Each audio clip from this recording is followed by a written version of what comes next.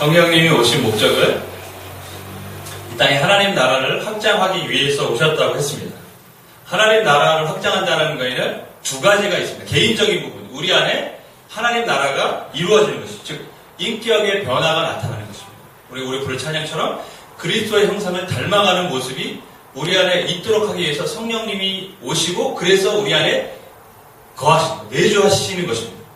두 번째는 온 열방이 세계가 하나님의 나라가 되기를 원하시기 때문에 성령님이 오셨습니다. 그래서 복음을 증거할 때 능력이 나타나는 역사가 있습니다. 이것은 능력을 주시는 성령님의 사역입니다. 그래서 우리가 지난주에는 내주하시는 성령님의 사역 중에 첫 번째 거듭나게 하시는 성령님에 대해서 말씀을 드렸습니다. 거듭난다라는 것은 단순히 서면적 문서상으로 우리가 하나님의 자녀가 된다는 것이 아니라 우리가 다른 존재가 된다는 것이죠. 왜냐하면 성령님이 우리 안에 거하시기 때문에 피조물이 더 이상 물론 우리가 그렇다고 하나님이 되는 건 아니지만 피조물이 하나님의 자녀가 될 수 있도록 하나님께서 우리를 거듭나게 만드십니다. 성령이 오셨기 때문에. 그래서 우리는 하나님을 피조물인 주제에도 불구하고 아버지라고 부를 수 있는 존재가 돼요. 그런 정도로 우리는 거듭난 것입니다. 그런데 그 내주하시는 성령님은 우리를 거듭나게 하실 뿐만 아니라 거듭난 거에 합당한 삶을 살도록 우리를 만들어 가신다는 것이죠. 하나님 자녀인데 보니까 하나님 자녀 같지 않은 모습이 있는 게 아니라 거기에 합당한 모습으로 우리를 빚어가시기 위해서 성령님이 우리 안에 거하시는 것입니다. 그래서 오늘은 이 두 번째 시간으로 내주하시는 성령님이 우리 안에서 어떤 일을 하시냐면 열매 맺는 사역을 하십니다. 그래서 오늘은 열매를 맺게 하시는 성령님에 대해서 말씀을 나눌까 합니다. 갈라디아서 우리가 읽은 5장 22절 23절을 보면 오직 성령의 열매는 사랑과 희락과 화평과 오래 참음과 자비와 양성과 충성과 온유와 절제니 이 같은 것을 금지할 법이 없느니라 이렇게 기록하고 있습니다.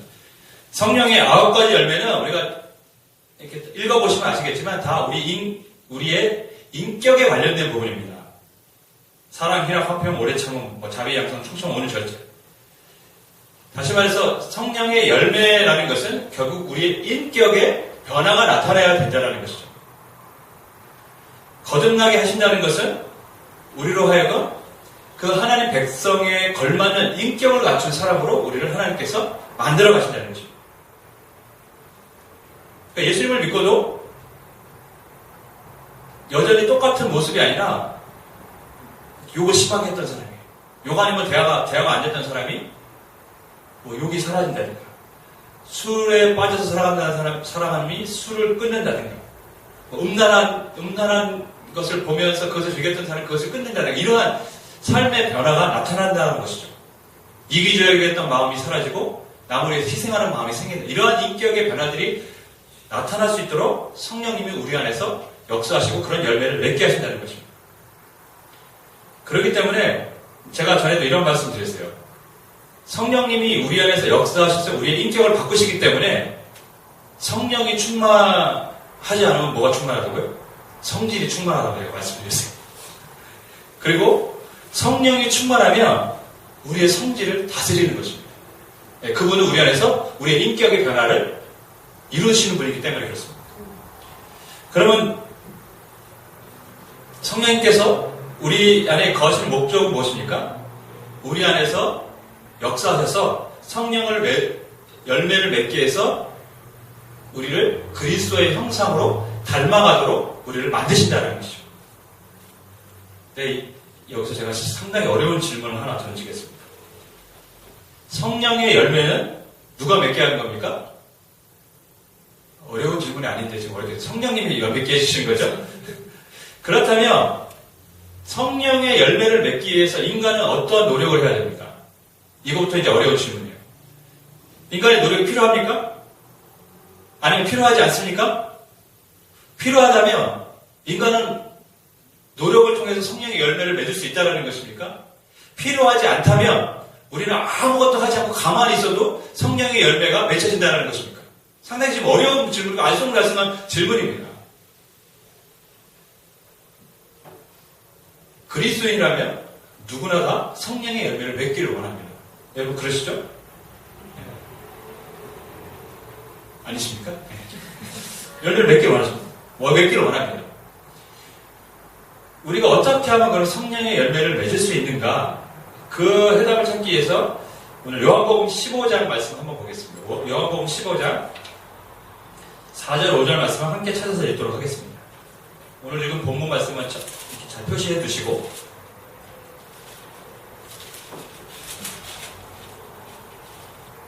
4절 5절 말씀 찾으셨으면 우리 한 목소리로 읽겠습니다. 내 안에 거하라 나도 너희 안에 거하리라. 가지가 포도나무에 붙어있지 아니하면 스스로 열매를 맺을 수 없음같이 너희도 내 안에 있지 아니하면 그러하리라. 나는 포도나무요 너희는 가지라. 그가 내 안에 내가 그 안에 거하면 사람이 열매를 많이 맺나니 나를 떠나서는 너희가 아무것도 할 수 없습니다. 우리가 잘 아는 아주 유명한 포도나무와 가지에 대한 비유입니다. 예수님을 자신을 포도나무라고 비유하셨고 제자들, 오늘날 따르면 성도들을 가지로 비유하셨습니다. 우리가 아는 것처럼 열매는 어디 맺힙니까? 가지에 맺히게 되겠습니다. 정확히 말하면 포도나무에 붙어있는 가지에 맺히는 것입니다. 포도나무의 그 본체라고 말할 수 있는 거기에서 떨어지면 가지는 열매를 맺을 수가 없습니다. 그래서 예수님은 너희가 내 안에 거한다. 붙어있는 사람이 열매를 맺는다고 했습니다. 그리고 내 안에 거하지 않으면 아무런 열매도 맺을 수 없다. 아무것도 할 수 없다. 이렇게 표현을 하셨습니다. 그런데 여기서 열매를 맺다라는 이 단어를 우리가 좀 살펴볼 필요가 있어요. 여기서 맺다라는 단어는 영어 성경을 보면 bear라는 단어를 썼어요. bear라는 것은 뭐죠? 자연적으로 맺혀지는 것입니다.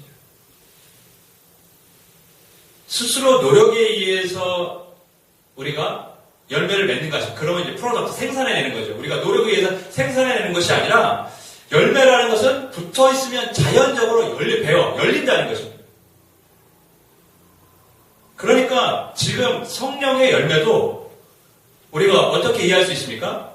우리가 노력해서 얻는 것이 아니라 성령님이 우리 안에 거하시면 자연적으로 우리 안에 뭐가 되는 것입니까? 성령의 열매가 맺혀진다는 것이죠.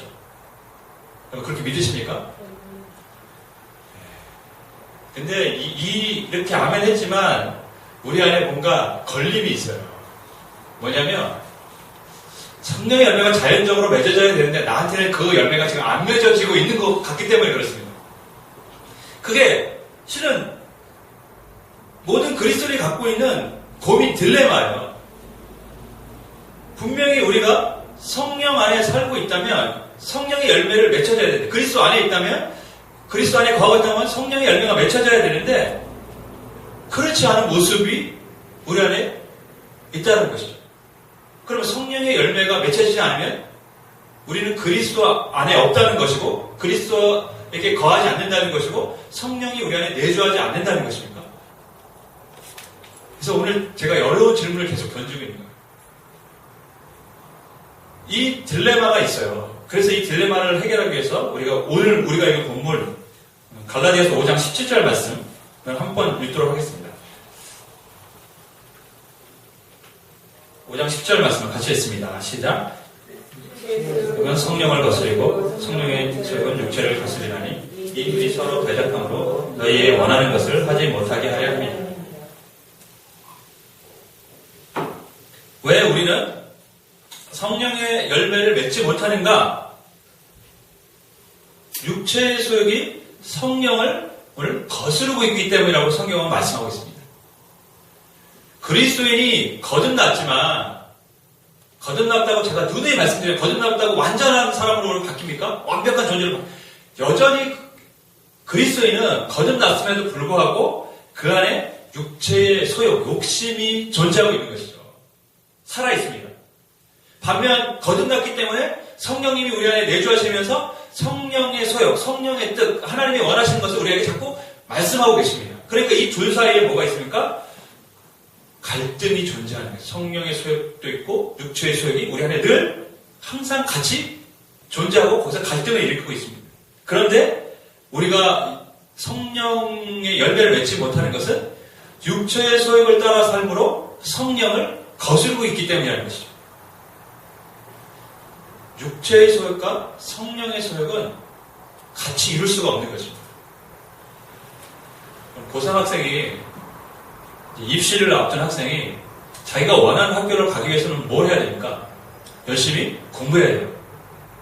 친구와 노는 것을 좋아해요.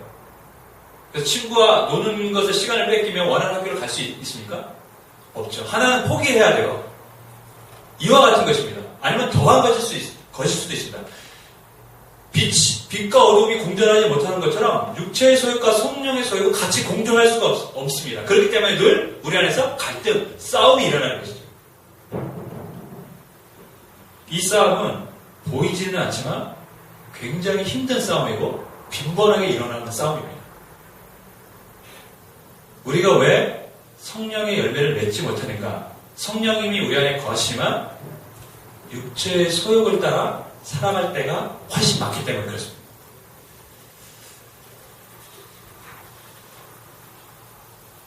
그러면 자연적으로 성령의 열매가 맺혀져야 되는데 자연적으로 맺혀진다는 말은 과연 어떤 의미일까요? 그러니까 인간의 노력이 필요하지 않다라고 아까 말씀을 드렸는데 인간의 노력이 필요하지 않는 것과 성령의 열매가 우리 안에서 맺혀질 수 있도록 우리는 과연 아무것도 안 하고 가만히 있어야 되는 것인지 아니면 우리가 해야 되는 일이 무엇인지 우리는 이것을 살펴야 볼 필요가 있는 것이죠. 성령의 열매를 맺기 위해서는 제가 좀 어려운 얘기를 했어요. 성령의 열매를 맺기 위해서는 어떻게 하면 됩니까? 성령의 소욕을 따라 살면 돼요. 그게 가장 좋은 방법입니다.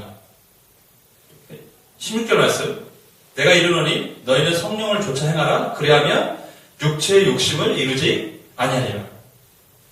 성령의 소욕대로 살려면 육체의 소욕을 이기려면 가장 쉬운 방법은 성령의 소욕을 따라 사는 거예요. 근데 이게 말이 쉽지. 근데 오늘 본문이 의도하는 바는 저는 이렇다고 생각합니다. 우리가 육체의 소욕과 성령의 소욕이 우리 안에 늘 갈등이 있어요. 그죠?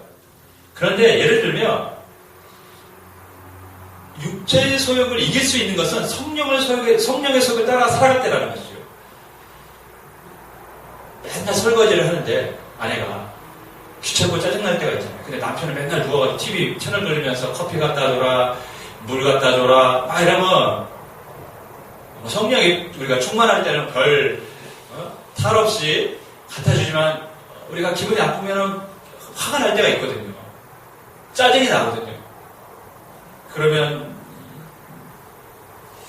이 인간이랑 내가 결혼해가지고 이런 마음이 들면 내가 화를 내면 안 되지. 짜증내면 안 되지.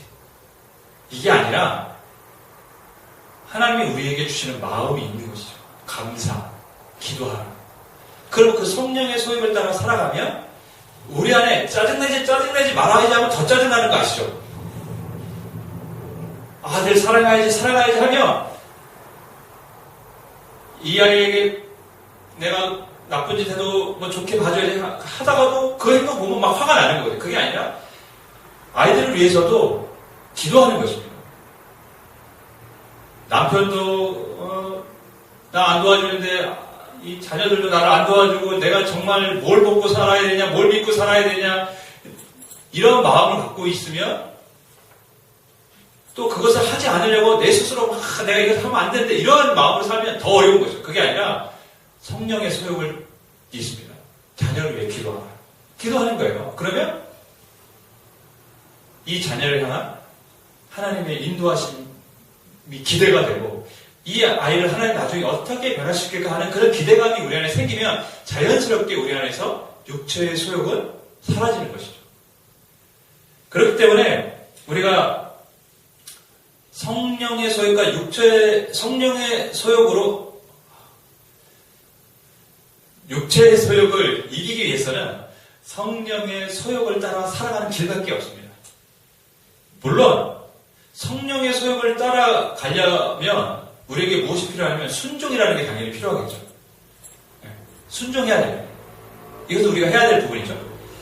근데 순종하기 위해서 우리가 먼저 선행돼야 될 것이 있어요. 그것이 무엇일까요?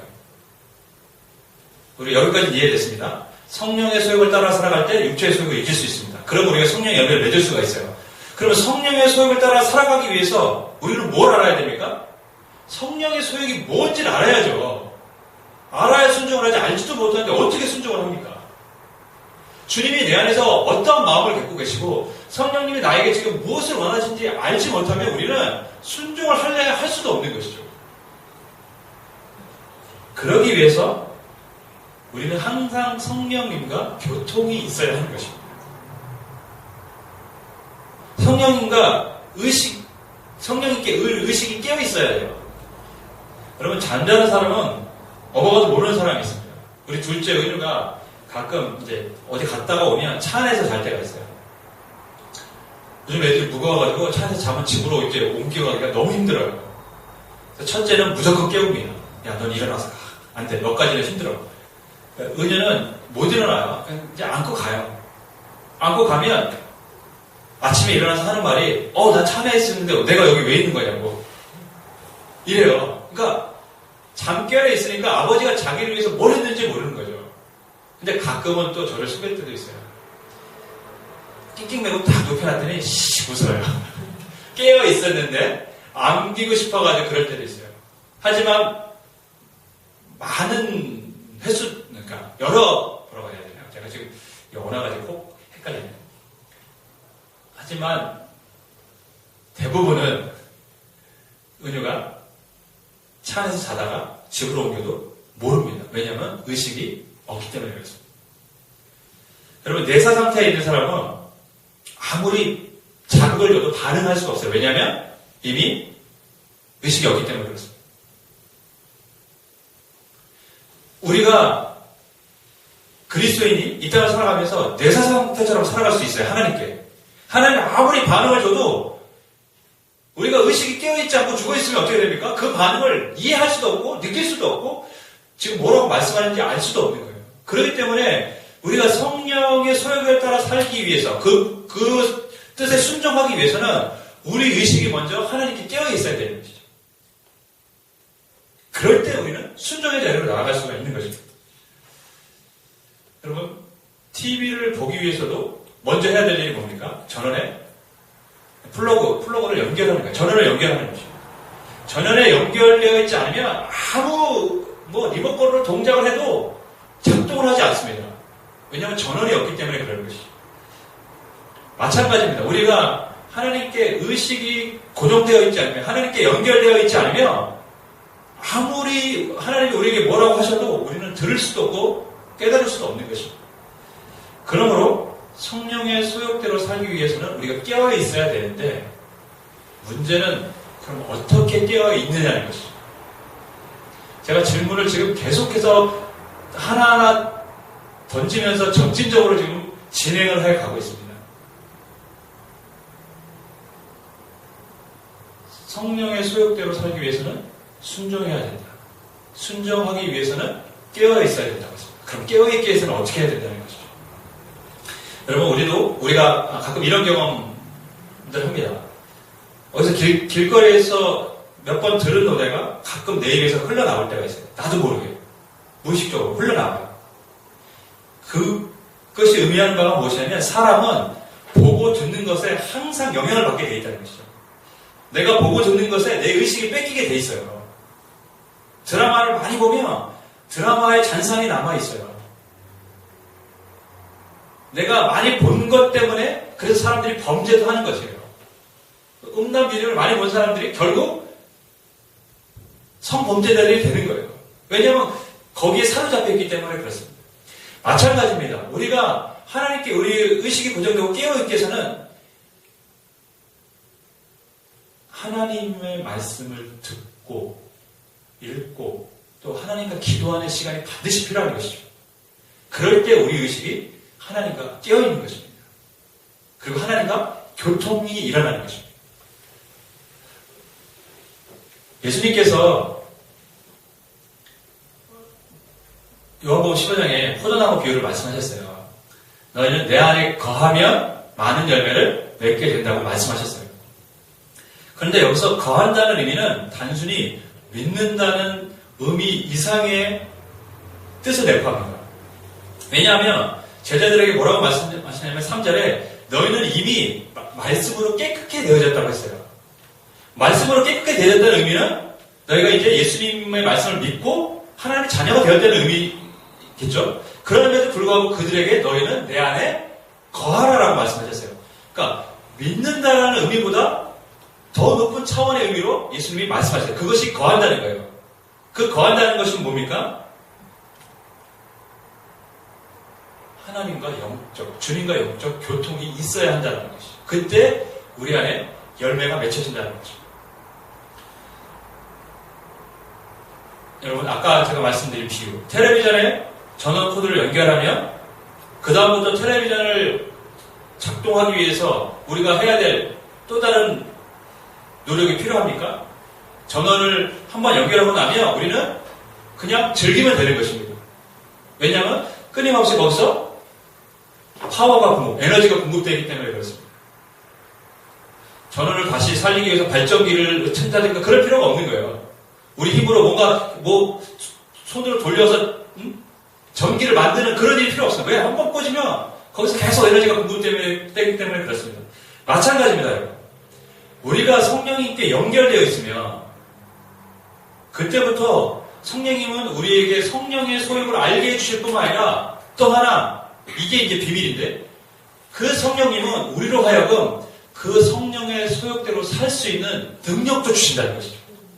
그렇기 때문에 우리 힘으로 성령의 열매를 맺는 것이 아니라 결국에 성령님이 우리 안에 역사하셔서 우리로 하여금 성령의 열매를 맺게 하시는데 단지 우리로 하여금은 뭘 원하고 계십니까?